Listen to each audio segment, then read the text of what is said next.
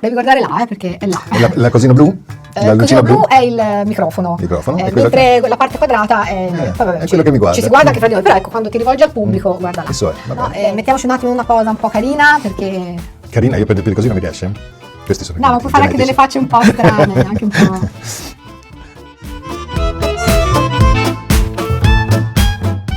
Benvenuti o bentornati su Monica Vlog, finalmente un altro ospite sul canale con il nuovo set. Io sono super contenta di averti come ospite, è il mio amico geniale Sergio.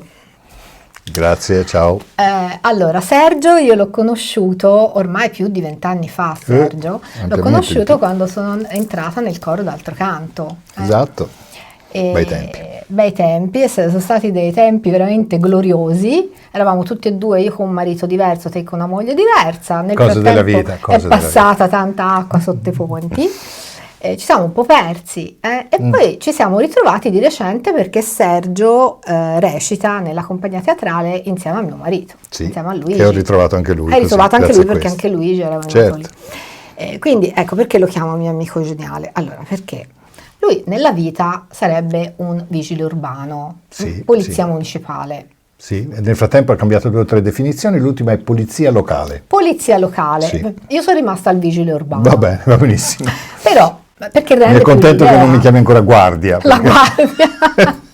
No, la guardia, non ho mai chiamato la guardia. In primi tempi mi chiamavano guardia, io non mi giravo. L'appellativo al femminile mi spiazzava, diciamo così. Ecco, insomma, niente, fa il vigile urbano, però in realtà è un artista a tutto tondo, perché è musicista, fa l'attore, canti ancora? Sì, perché ho partecipato a dei progetti musicali in cui ho magari più spostato verso la parte strumentale, meno cantato, più arrangiato e suonato, cosa che mi piace tantissimo, ovviamente. Appunto, suona, canta, fa l'attore, lo fa anche bene perché insomma è veramente bravo. Grazie Monichina, ma sei troppo buona, buona. No, io insomma un po' mi dovresti conoscere, piuttosto sto zitta. È vero, sì. Ma se no, se faccio un complimento è perché lo penso. Anche loro mi conoscono, lo sanno che sono molto sincera, sì, sono abituati con me alla mia spontaneità e sincerità. Inoltre scrive anche. Sì, è un vizio che ho da tanto tempo. Perché un po' di tempo fa pubblicasti un libro di racconti che mi omaggiasti, che io lessi molto volentieri, e poi un po' di tempo fa, un mesetto fa, mio marito dice: sai che Sergio ha scritto un romanzo?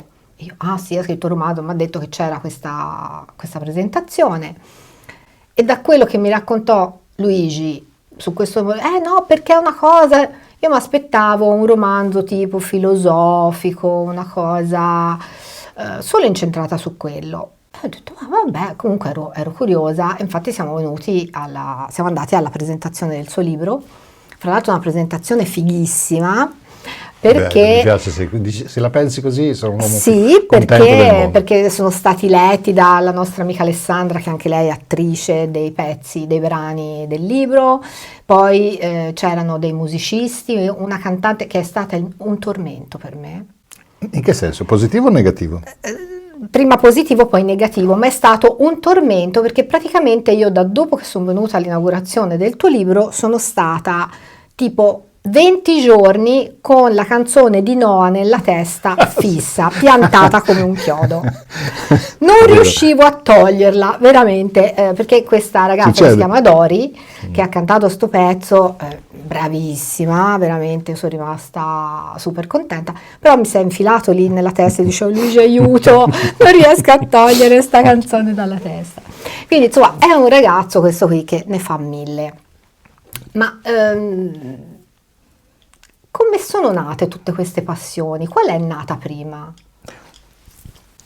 Forse è legata alla mia storia, perché dovete sapere che io sono nato all'estero e il primo anno e mezzo ho abitato in un paese dove parlano 2 lingue, e quella prevalente dove sono nato è il fiammingo, cioè la versione dell'olandese del sud. La città è Gand, una bellissima città dell'attuale Belgio.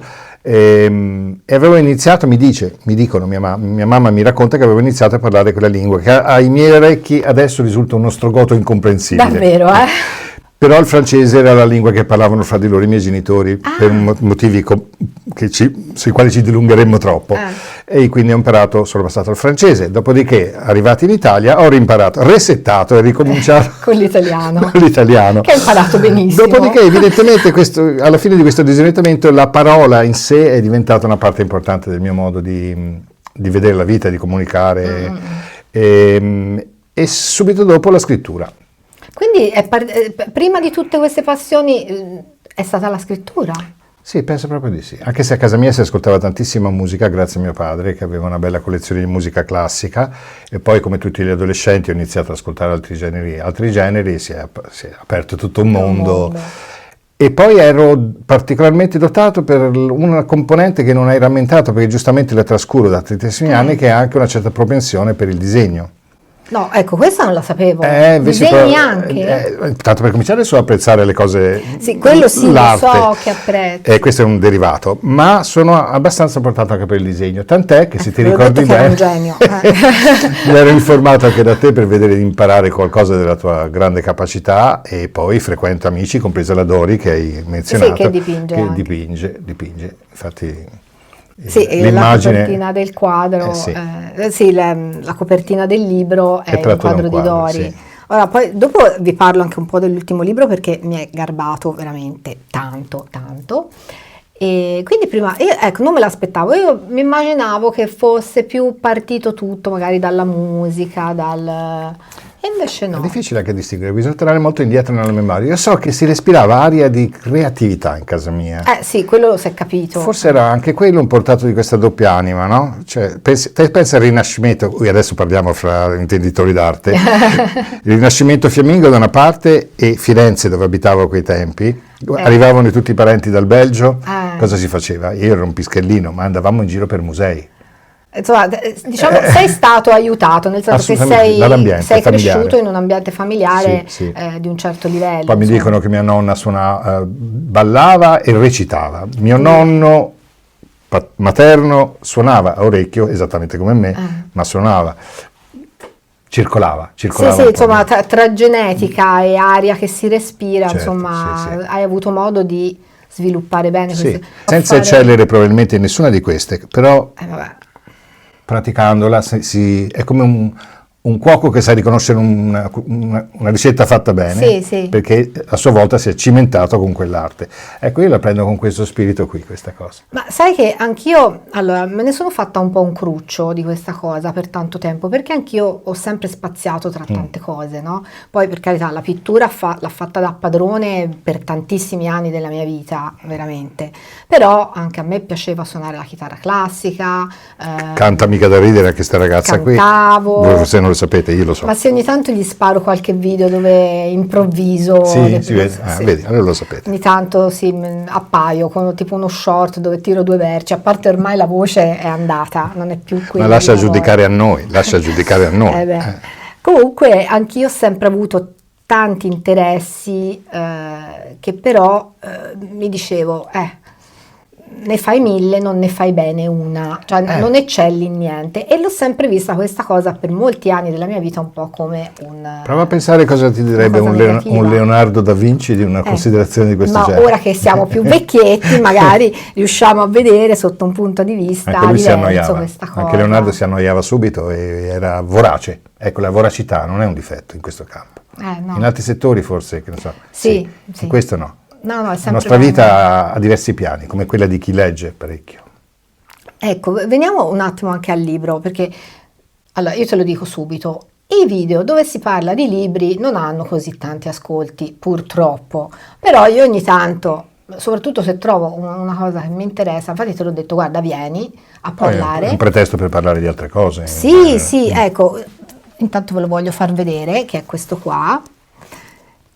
Loro che mi seguono, quelli che mi seguono assiduamente, lo sanno che ultimamente io leggo molto meno, perché quando te mi regalasti il libro di racconti... 7 cioccolatini. Sì, che mi sa che quando ho buttato via tanti libri perché si erano completamente ammuffiti, ho avuto un problema in casa, quindi mi sa che è finito anche quello. Dovrò ristampare un po' per te. È stata una roba, guarda, chiudiamo la parentesi muffa di 2 anni fa, che è stato un delirio. E, dicevo, ultimamente io leggo meno, ma soprattutto non leggo romanzi. Leggo soprattutto saggi, Saggistica. libri o di spiritualità o di crescita, di psicologia, insomma, robe così. Quindi ultimamente ho letto un paio di romanzi di un'altra amica che mi segue, che me li ha mandati in omaggio, molto belli anche quelli, delle belle storie d'amore. E questo però io mi aspettavo una cosa più appunto Saggistica più che filosofica, narrativa. sì, questo dibattito in un certo senso tra la ragione e invece la parte più spirituale. Mi aspettavo una cosa, e invece no, ragazzi, questo è un libro che quando si comincia a leggere, cioè te non vedi l'ora di dire, oh, ora voglio avere 5 minuti per andare avanti, perché prende. Non mi aspettavo un libro del genere. Ecco. Spero, se è una sorpresa positiva la incassiamo volentieri. Sì, perché c'è di tutto, c'è veramente tanta roba in questo libro qui, al di là della storia che è bella, i personaggi, l'ambientazione, le riflessioni sociali, riflessioni filosofiche, cioè, c'è veramente tanta roba, ma soprattutto c'è anche l'azione. È un libro che io dopo, quando ero a metà, gli mandai un messaggio e gli dissi: ma perché non senti Netflix se Sì, ci fanno una è vero, miniserie? lo ricordo quel messaggio, sì. Sì, perché secondo me si presterebbe molto bene anche proprio per una... Cioè io quando lo leggevo avevo proprio davanti tutte le immagini, come se stessi guardando un film. Di questo se ha funzionato così ne sono fiero, perché l'intenzione palese, credo, sia quella di usare le parole come se fossero i colori, per usare E ci un sei, esempio. secondo me hai fatto veramente un bel lavoro. Io chi sono? Nessuno, sono una che ha letto un po' di libri, però non Ti ho sei dimenticato nessuna... un episodio intermedio tra quando hai letto i 7 cioccolatini e questa esperienza. Una volta a te, e solo a te, Monica, Sì. ho mandato un racconto con il quale mi cimentavo in una dimensione leggermente più lunga del racconto. Invece che un racconto breve, era un racconto leggermente più lungo. E ha passato con un'insufficienza parziale il suo esame, perché l'ho mandato a lei, perché come dicevamo prima è schietta, è una persona assolutamente... Sì. E la schiettezza è una forma di correttezza, quindi non avete idea come l'apprezzo. Far leggere un proprio lavoro a delle persone che ti vogliono bene, bisogna sapere che la risposta è sempre clemente, però a me servono le indicazioni di tipo critico. E io ho tenuto conto delle critiche che tu mettessi su quel racconto, che era la storia di un cugino di mio padre, a cui è successo veramente, era un artista, tant'è che esiste una via con il mio cognome, cosa che mi lusinga, in una frazione del comune di Belluno, dove ha vissuto per la maggior parte della sua vita questo cugino di mio padre, che era un pittore e che ha finito la sua esistenza morendo di freddo di fronte a una tela, perché era il pittore delle nevi. E ho raccontato la sua storia, solo che c'erano troppe cose da dire e l'ho fatto in maniera contorta, è un mio problema stilistico sul quale sto lavorando, e Monica mi fece un'osservazione del quale ho fatto tesoro, perché è un problema che avevo anche al liceo. Era disperata la mia insegnante, la mitica professoressa Noto, vivente, al quale voglio un bene dell'anima, che mi diceva: Sergio, allungale, dividere i periodi, mettiti nei panni di chi deve leggere, che deve capire senza far fatica. Eri troppo sintetico? Troppo sintetico, e era difficile perché c'erano diverse cose, diversi avanti e indietro nel tempo. Ci sto lavorando e qui hai fatto un lavoro immenso, nel senso che comunque c'è un intreccio di personaggi. C'è una fase di preparazione lunghissima, ci sono voluti degli anni. Ah, ecco. Ma è venuto un lavoro, cioè, ora, io mi scordavo mentre leggevo che l'aveva scritto un mio amico, perché appunto essendo amici dici è un amico, e invece quando io lo leggevo è uno scrittore che ha scritto questo libro, non un amico. Che bellissimo, ma quanti bei complimenti sto incassando stasera? Io sono rimasta veramente la sera quando Luigi andava via gli chiappavo il libro, mi fa, quando trovo il libro giusto me lo fa questa cosa qua. Sì, avevo voglia di andare avanti e vedere cosa succedeva, ma allora si sta a parlare di questo libro, ma di che parla sto libro? Dillo un pochino te. Allora, preso atto del fatto che in effetti è complesso, nel senso che c'è una storia che trascina il lettore per sapere come va a finire, ma mi sono molto divertito nell'evocare posti dove purtroppo ancora non ho potuto andare di persona. Adesso siamo in un'era in cui informarsi e documentarsi in maniera corretta è molto più facile che in passato. Non ho passato giorni nelle biblioteche come si faceva una volta, ma ho cercato di essere scrupoloso nel ricostruire lo scenario. Che è successo? Che ho iniziato a scrivere questo libro prima dei fatti del 7 ottobre. Occhio alle parole che dici, se no YouTube ci blocca a video. Mamma mia, no. Ma avrei senzato capito che la posizione che assumo nel descrivere questi personaggi è molto equilibrata. Sì, è molto equilibrata. Sull'argomento. No, ma ci sono delle parole che secondo che parole dici l'algoritmo le sente e dice no, sto video. Ho capito, ma senti. Fatto sta che ebbi un blocco quasi di coscienza in cui dissi: adesso che è successo quello che i miei personaggi presagivano, è successo veramente, cosa mi conviene fare? Continuo a ambientare la storia in un prima che presagisce ma ancora gli fatti non sono avvenuti, o aspetto e vado a vedere come va a finire? Ho portato i miei personaggi avanti e sono personaggi che rappresentano, credo efficacemente, l'uno e l'altra posizione, anzi le 4 posizioni possibili su quello che sta succedendo laggiù. Quindi la posizione oltranzista, la posizione moderata, di qua e di là, di questa tremenda trincea che si è verificata, l'ennesima trincea che si è verificata in Medio Oriente.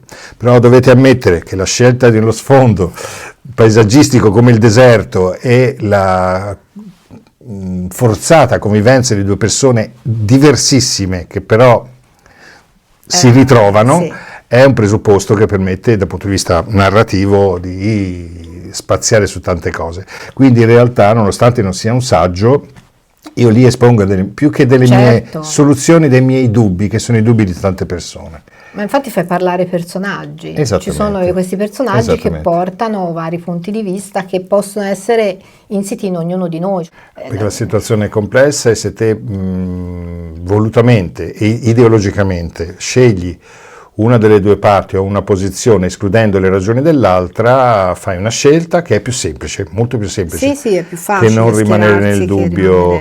Poi in realtà vedi, questi 2 personaggi sono 2 metà della mia anima, diciamo, e del mio intelletto, al quale ho segnato in maniera, diciamo, probabilmente arbitraria, anzi più coraggiosa forse, la parte razionale alla signora, alla donna, e la parte più emotiva e sentimentale. Verrebbe da pensare il contrario, no? Infatti è bella anche questa inversione tipica che di solito è...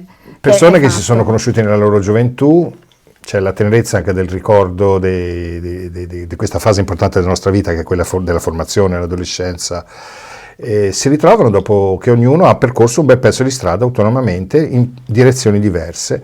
C'è un contesto, una storia che li costringe a stare insieme in queste 40 notti nel deserto, dal quale escono cambiati, ovviamente, e poi ci sono, ne ho parlato anche durante la presentazione di questo, i personaggi di contorno, che non sono così tanto di contorno. Assolutamente, cioè sono importantissimi. Fanno il libro anche questi personaggi, perché se no sarebbe semplicemente una storia d'amore fra questi 2, invece c'è un intreccio, e poi voglio dire una cosa, purtroppo non è vero quello che succede nel libro, perché effettivamente questo libro, anche io quando l'ho letto ho detto ma che peccato che è uscito adesso questo libro, che le cose sono già così, sono successe così, sono andate così male, perché sarebbe stato bello se fosse stata la realtà quella che hai scritto te, no? Fondamentalmente prima di tutto sono un romantico, lo confesso. Romantico nel senso sentimentale o semplicemente romantico storicamente, letterariamente, non lo so, questo lo deciderà ce l'hai dal romantico, Sturm und Drang. Sì, è così, una fase così. Sono entrato nella terza età con un refrain di quelli che erano i miei trascorsi giovanili. Invecchiando secondo me si perdono un po' di freni, perché uno dice ma che c'ho da perdere, no? Ci si concede anche qualche debolezza in più, volendo, sì, siamo più comprese quelle sentimentali, per cui la storia loro mi volevo che mi prendesse. Io ho fatto una piccola prefazione in cui spiego che prendere in prestito è molto importante, questa cosa, seguitemi bene, prendere in prestito il tempo, ecco, ho preso in prestito del tempo di Monica, che di cose da fare ne ha veramente tante, ed è una responsabilità, perché lei ha dedicato alla lettura di queste righe X tempo.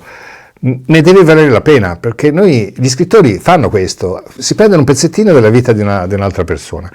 Non deve essere vacuo, perché anch'io leggo poca narrativa e molta saggistica, perché io cerco la verità lì dentro. Se vedi il mio comodino lì sopra, trovi il manuale di fisica quantistica accanto a un saggio di teologico, accanto a qualcosa. Ma leggendo il libro si capisce che leggi sì, abbiate cose. Pazienza, un pochettino ci sono dei momenti degli excursus però in cui sono molto misurati, molto... Ho cercato di mantenere non sono mattoni, un titolo però si capisce che c'è dietro un... I capitoli sono brevi e anche questa è una cosa voluta, sì. Anche ragionando sulle considerazioni che mi facessi te, sono brevi, si chiudono sempre con un punto interrogativo molto importante per mantenere viva l'attenzione. Lo so, sembra che io debba vendere una trappola, ma in realtà è così che funziona la letteratura. No, ma io ragazzi ve lo dico veramente, compratevelo sto libro, perché poi ci sono le metonimie, c'è l'oggetto misterioso. No, aspetta, metonimie. Eh. Perché siamo su un canale di persone normali, diciamo. Io per prima non so cosa vuol dire. Spiego. Metonimie sono oggetti o situazioni che scattano come una molla a un certo punto, rimangono lì tese per tutta la storia, mantengono l'attenzione e scattano un momento topico importante della vicenda per risolvere in qualcos'altro. Sono molto importanti in letteratura. Io queste cose qui, se le scrivevo, lo facevo inconsapevolmente. Leggendo qualcosa sulla scrittura creativa, uno dei saggi di cui tengo, anche quella dedicata alla scrittura per film, non a caso, c'ho un fratello che fa questo di lavoro e lui mi ha segnalato un paio di titoli interessantissimi che ho letto sulla scrittura per il teatro, la scrittura per i film. E lì si capisce che ci sono dei meccanismi che più o meno consapevolmente, da Omero all'altro ieri, gli scrittori usano per mantenere l'attenzione. E qui c'è anche l'oggetto misterioso, sulla quale si potrebbe scrivere un altro libro. Il buon Aldo Gigli, che te conosci. Noi lo aspettiamo, che era ha letto esatto, lui era il chitarrista di uno dei brani che abbiamo presentato, e il cantante anche. Quando ha letto il libro è stato uno dei primi, mi ha scritto, appena finito la parola fine, ha scritto: Sergio, devi scrivere il capitolo 2. In che senso? Il seguito. No, io voglio sapere cosa c'era in quella scatolina, di più non vi posso dire. Anch'io sono rimasta male. Infatti poi in questi casi io, siccome a volte mi rendo conto che non sono proprio sveglia, no? Sono un po', quando ci sono gli intrighi, spesso, anche se guardo i film di questo genere con Luigi, poi gli chiedo: Luigi, ma me lo spieghi? In carità, che a me non ti preoccupare, non è una cosa, e quello non sono troppi complicati. Cosa c'era in questa scatolina? E poi, ma allora quello, ma chi era, ma com'è? Sì. È evidente che la scatola col suo misterioso contenuto ha soltanto una funzione, appunto, metonimica nel caso della storia, ma volendo, effettivamente ci sono delle cose legate al posto dove è stato trovato questo reperto archeologico che effettivamente sono stati oggetti di una specie di giallo scientifico internazionale, legato a delle scritture, quindi delle si cose. Può andare anche a documentare. Quindi ci sono dei piani di ulteriore approfondimento che non sono fatti a caso. Di questo sono assolutamente fiero, perché essendo un narratore mi posso anche inventare, che ne so, le magie del cappello a tre punte. Era una favola che me la raccontava mio nonno, eredità anche di quella della voglia di raccontare, ma capire perché funziona così il cappello non ha importanza, e bisogna credere, sospensione dell'incredulità. Questo è necessario per chi legge, e quindi anche se non hai capito bene il meccanismo spionistico che sta dietro, non ha importanza, perché ha importanza fino a un certo punto, ecco, secondo me. Bisogna prendere per mano, farsi prendere. Ti ho interrotto, però te stavi facendo un discorso, io ti ho interrotto 2 o 3 volte. No, viceversa, sono io che parlo troppo, è un altro difetto che ho. Sì.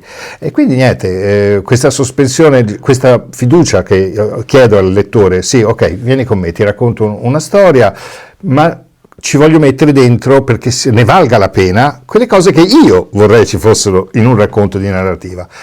E fra queste cose non c'è soltanto la storia, voglio vedere come va a finire, io voglio imparare da quel che leggo, capito? Te leggi I Promessi Sposi, ok, che hai imparato? Quando sei un ragazzotto brufoloso, poco più al liceo, sì, impari che si scrive in una certa maniera, che il toscano ha avuto un'influenza sull'italiano, impari che lui era un bacchettone estremamente religioso, che aveva un ottimismo religioso incredibile, la provvidenza, impari un sacco di cose, però impari anche che i lanzichenecchi arrivavano dalla Svizzera e portavano con sé queste malattie. Guarda caso, non vi risulta niente strano sentire parlare di epidemie, di malattie. Si imparano tante cose e si impara l'essere umano, c'è la dinamica dei rapporti fra le persone, ne deve valere la pena, se no un libro è un prestito che non restituisci. No, ma infatti ne vale la pena, cioè io sono contenta del mio tempo che ho speso a leggere questo libro. Infatti anch'io mi associo ad Aldo e ti dico: andiamo? Forza, bisogna produrre un nuovo libro. I libri ci saranno probabilmente, perché ho capito che è una cosa che mi gratifica, che mi piace e che sto cominciando a farla discretamente, per cui il famoso tempo che chiedo alla gente non è diciamo rubato, ma è uno scambio, no? È uno scambio che si fa con le persone. Altre storie in cui probabilmente continuerò a parlare d'amore, perché il rapporto con uomo-donna, ma l'amore in generale, non solo uomo-donna, è un tema che merita di essere approfondito, raccontando delle storie e riflettendoci sopra. Mi piacerebbe che alla fine di ogni capitolo uno si mettesse lì e dicesse: io come la penserei su questo argomento? Ecco, questo a quel punto ne vale la pena. Secondo me, ti ripeto, è un libro stimolante, al di là, e poi può essere letto appunto a vari livelli. Esatto. È popolare in questo senso, nel senso che può essere letto sinceramente anche così, come un romanzo di amore, avventura, e va bene. Però può essere letto anche su altri piani, appunto quello filosofico, quello politico, quello sociologico. Ci sono, se uno ha voglia di trovarci le cose, ce le trova. Le citazioni che trovi dentro, di tipo sia scientifico che filosofico, sono assolutamente reali. Sì, ma si capisce. Non mi sono inventato niente. E poi ho fatto qualche piccola pagina di divertimento estetico, perché scrivere è una forma d'arte, su questo non si discute. Di cosa si serve? Lo strumento qual è? La parola. Come si può usare la parola? Ci sono pittori che fanno capolavori con 4 colori, ce ne sono altri che hanno bisogno di tutta la tavolozza, se la creano o addirittura la comprano già fatta, ma hanno bisogno di una tavolozza estesa. Però bisogna usarli se serve. E il prologo è un'ultima cena, praticamente è l'ultima cena. Pensata alla Leonardo, te l'hai notata questa cosa qui? Sì, certo. Pensata alla Leonardo, perché Leonardo ha introdotto in pittura, a parte i suoi esperimenti parzialmente falliti tecnici, ha introdotto il gesto, lo scambio di sguardi, l'espressione, quella cosa che ti tiene lo sguardo sull'immagine più dello stretto necessario a capire di che cosa si tratta. La pittura, soprattutto fino diciamo alla scuola obbligatoria, era un modo per parlare anche a chi non scriveva e non leggeva. Sì. Si serviva di simboli, per cui la griglia rappresentava San Lorenzo, certo. Il bue rappresentava San Luca, c'erano queste cose qua. Mentre se si potesse di nuovo rivedere al pieno del suo splendore l'ultima cena di Leonardo, noi vedremmo che ogni singolo discepolo ha un'espressione diversa che lo rappresenta nel suo stato d'animo. Questa è una cosa bellissima, fortemente innovativa da parte di Leonardo e da chi gli è venuto dopo, e io mi sono divertito a farla con le parole. Con le parole. Una paginetta, si sopravvive. Senti, ma ti va di leggerla? Proprio questa parte? Oppure se preferisci leggere un'altra parte, non lo so, c'è un pezzettino che ritieni... Allora, questa potrebbe essere un'idea, e un'altra è una poesia.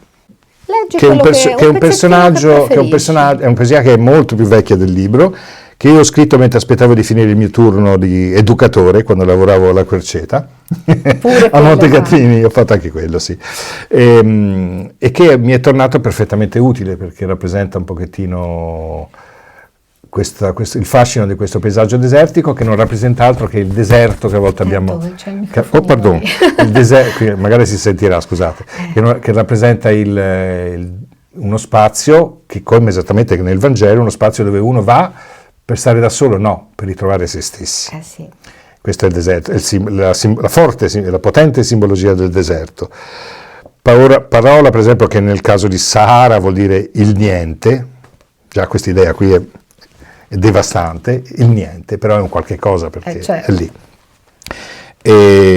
Mentre l'ultima cena, tutto sommato, si può fare. Te non te la sentiresti di leggerla? No, perché devo leggere io? Leggi tu. Leggi il pezzetto, un pezzetto che ti va, un pezzettino che ritieni... Questo è un personaggio che c'è ma non c'è, nel senso che quando inizia la vicenda purtroppo non c'è già più.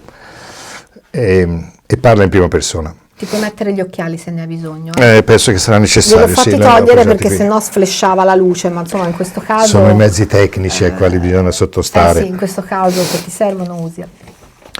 Tutti adesso mi stanno guardando.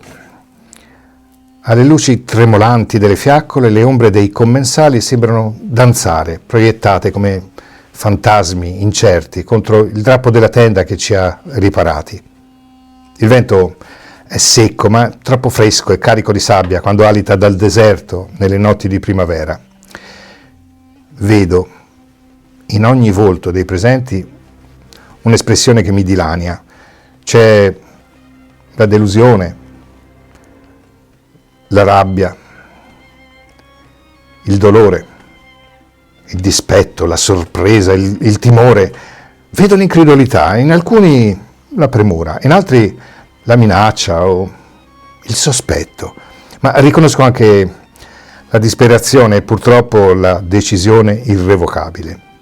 L'ultimo convivio, quello dell'addio, è stato imbandito sul terrazzo, sotto la pergola.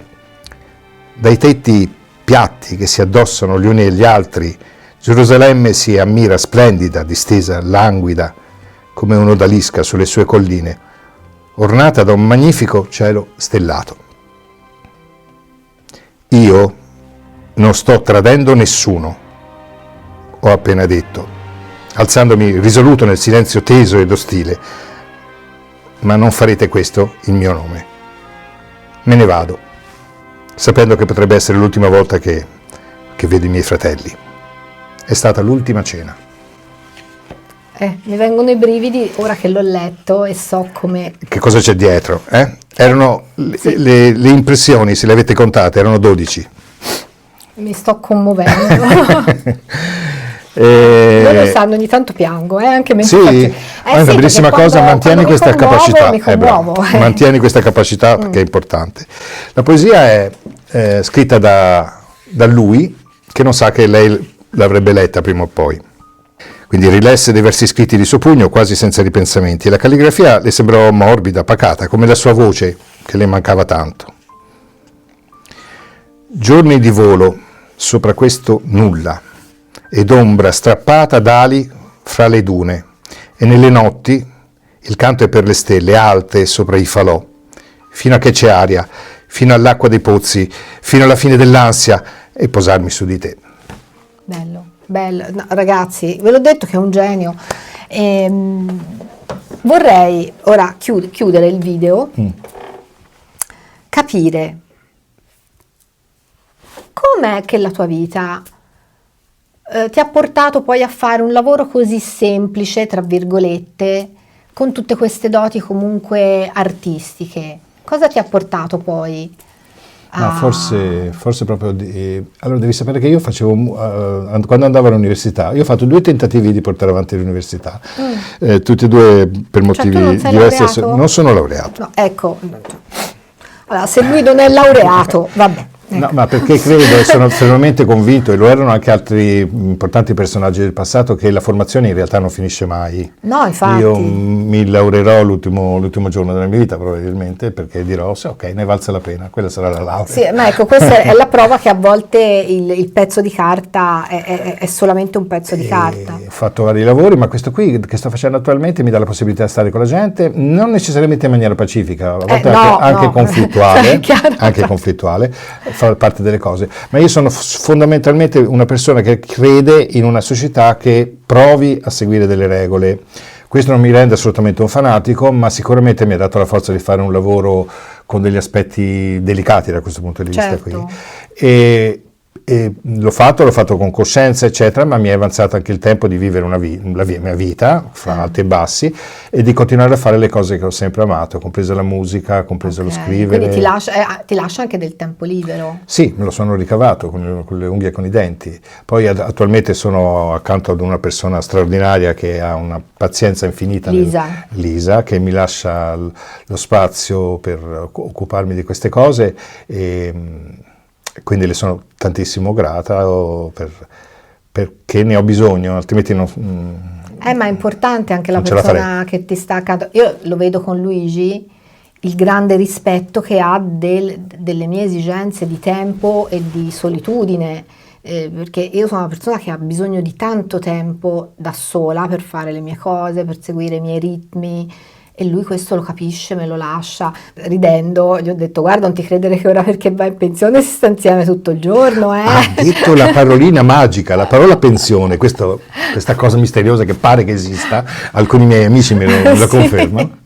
E lì dentro, quando te fai una bella passeggiata e sei da solo, che nascono le idee. Queste sono nate durante passeggiate, durante il momento in cui certo, sei da solo. l'ozio in solitudine.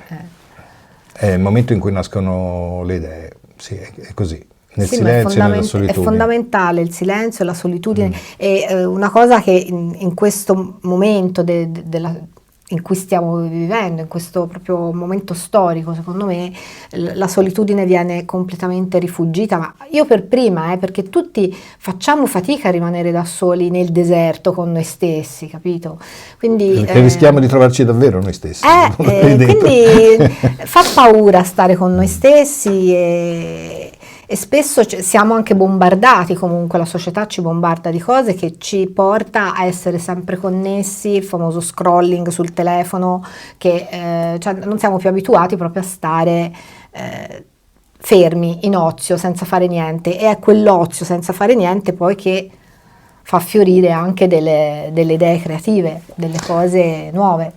Va bene Monica, io ti ringrazio tantissimo, sei stata... Io ringrazio te carinissima. Ragazzi, io spero di portarvi anche altri ospiti di vario tipo, perché comunque tutte le vite sono interessanti. E poi ecco, altra cosa che volevo dire è che noi non siamo il nostro lavoro in questo caso, siamo anche quello, Anche sì, bravo. però non solo il nostro lavoro, perché un lavoro è un lavoro, non è detto che perché uno fa quello poi non abbia altre, no? Anzi, Altre cose, altri interessi. anzi, probabilmente il nostro lavoro ci permette di continuare a cercare di essere quelli che siamo veramente, perché quella è la nostra vera... Quando esprimiamo, quando diamo qualcosa al prossimo, cercando di inventare qualcosa di nuovo, speriamo per migliorare il mondo, perché Sì, ne ha un bisogno disperato, mi la sembra. speranza è sempre questa. Bene ragazzi, io vi saluto, vi ricordo che se volete comprare il libro vi lascio il link che è affiliato come sempre, insomma ormai lo sapete, e è veramente un libro che vale la pena leggerlo. Spero che questa chiacchierata sia stata interessante, spero che appunto vi sia piaciuto ascoltare questa persona che, cioè, in mezz'ora, quant'è che si non ho parla? neanche Non lo tenuto in conto, è no, volato. neanch'io non ne ho idea, siamo senza orologi. Ci sarebbe da parlare giorni con te, perché veramente sei un pozzo di informazioni, di cose interessanti da sapere. E niente, ci vediamo sempre qui su Monica Vlog, alla prossima, ciao!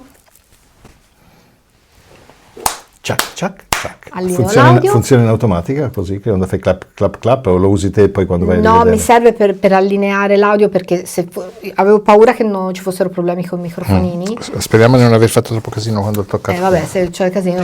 Monica, dammi la mano. Sono fredde. I miei baci no, però sono caldi.